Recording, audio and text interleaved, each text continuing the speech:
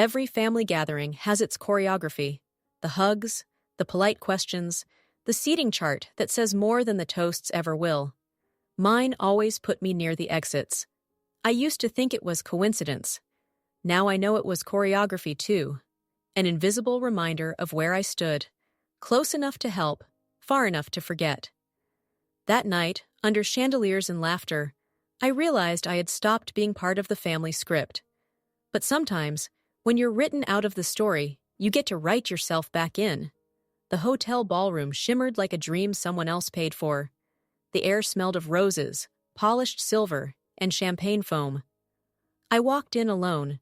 The hostess smiled the way people do when they recognize your face but can't remember your name. "Welcome, Monroe Party," I nodded. Her eyes flicked to the seating chart. "You're at table 14, she said, her tone soft but clipped, the kind of voice used for overflow seating. Table 14 was near the dessert buffet, behind the pillars, where candlelight dimmed into shadow. I passed the main tables, the Monroe table glowing with family pride, and caught sight of my sister Alyssa in a gown that seemed to shimmer on cue. She laughed too loud, leaned too close to her husband Kevin, and looked exactly like the kind of person you clap for even when you're exhausted. When her eyes met mine, her smile froze. A flicker, a calculation. Then she looked away. I took my seat beside Great Aunt June, who couldn't hear a word I said, and Laya's teenage son, who didn't look up from his phone once. The chair next to me was empty. "Single guests usually go here," the usher said quietly. "More flexibility." I smoothed my charcoal gray dress, tailored, elegant, deliberately neutral, and wondered when flexibility had become a synonym for forgotten. Growing up, Alyssa was the prodigy, the sparkle, the center of every story. I was the steady one. She was the melody. I was the metronome. When she won her first pageant, Mom cried like she'd seen God. When I graduated college early, Mom sent a thumbs-up emoji. I used to think being low maintenance was a virtue. Now I realize it's how people justify not showing up for you. There's a kind of loneliness that comes from being useful. People rely on you, praise your reliability, but they never ask what it costs. And the cost is quiet. Years of it.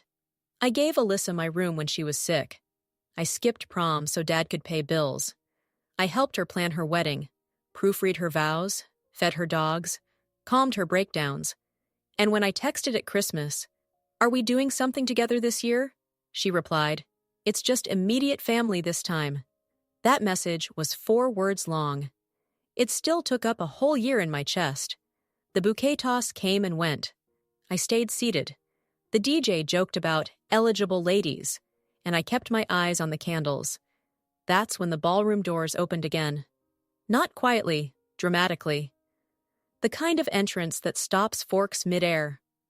A tall man in a navy suit scanned the room once, then walked straight toward me.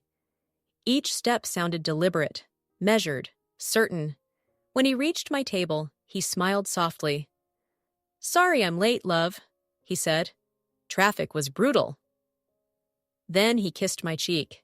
It wasn't a performance. It was natural, intimate enough to silence whispers, gentle enough to feel safe. And for once, every eye in the room was on me.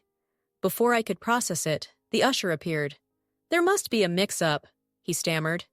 Ethan, that's what he said his name was later, smiled calmly. "Actually, I believe I'm with her." In less than a minute, I was being escorted from table 14 to the Monroe family table, the one I'd never been invited to before. Alyssa's mouth fell open. Mom's fork froze midair. Ethan placed his hand lightly at the small of my back. It wasn't possession, it was solidarity. He leaned in. "You looked like you needed a reset," he whispered. "Go with it if you want." "I'll explain later." I didn't know him, but I didn't stop him either.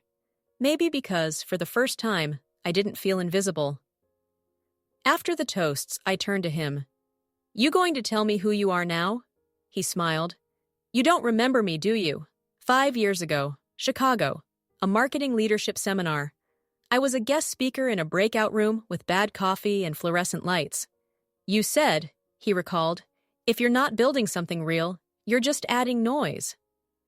He'd kept my place card, my handwriting. He'd changed careers because of that talk. And tonight, when he saw me alone, he said he couldn't watch me disappear. You gave me the courage to start over, he said. I thought maybe I could return the favor.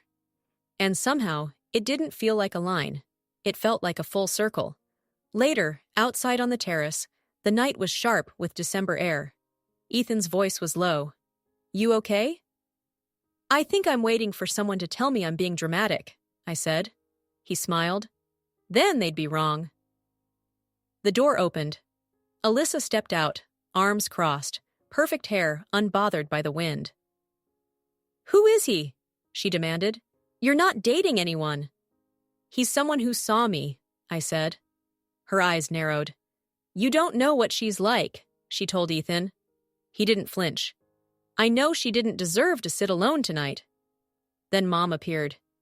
You didn't need to make a scene, she hissed. This is Alyssa's day.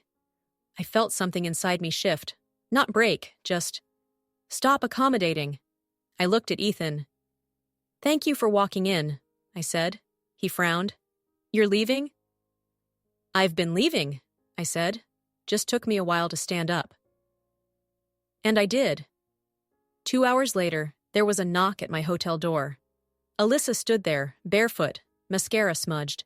I don't want to fight, she said. I just wanted to say something. She confessed. About Kevin, about the messages, about smiling through pain, because that's what everyone expected from the perfect one. I erased you, she said. Not because I hated you, because you reminded me I didn't have to be this version of myself. For the first time in years, I saw her not as a rival, but as a reflection, cracked differently, but from the same pressure. I didn't say sorry. Neither did she. We just sat in shared silence, the most honest conversation we'd ever had. 2 weeks later, Mom texted, brunch, very casual. Would be nice if you came.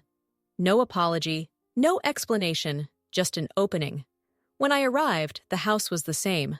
Lemon cleaner, fake roses, thyme. But the dining table had one empty seat, not in the corner, near the center. I pulled the chair out myself and sat down. No one commented. No one clapped. But the balance in the room shifted. Slightly, quietly. Alyssa passed me the orange juice. Kevin said nothing. Dad cleared his throat. It wasn't peace, but it wasn't war either. It was progress. Across the table, Ethan caught my eye. Yes, he was there. No wink, no grin, just that same steady look, like he was still willing to walk beside me if I let him. I didn't come back for their approval. I came back so they'd stop pretending I wasn't there. Table 14 taught me something.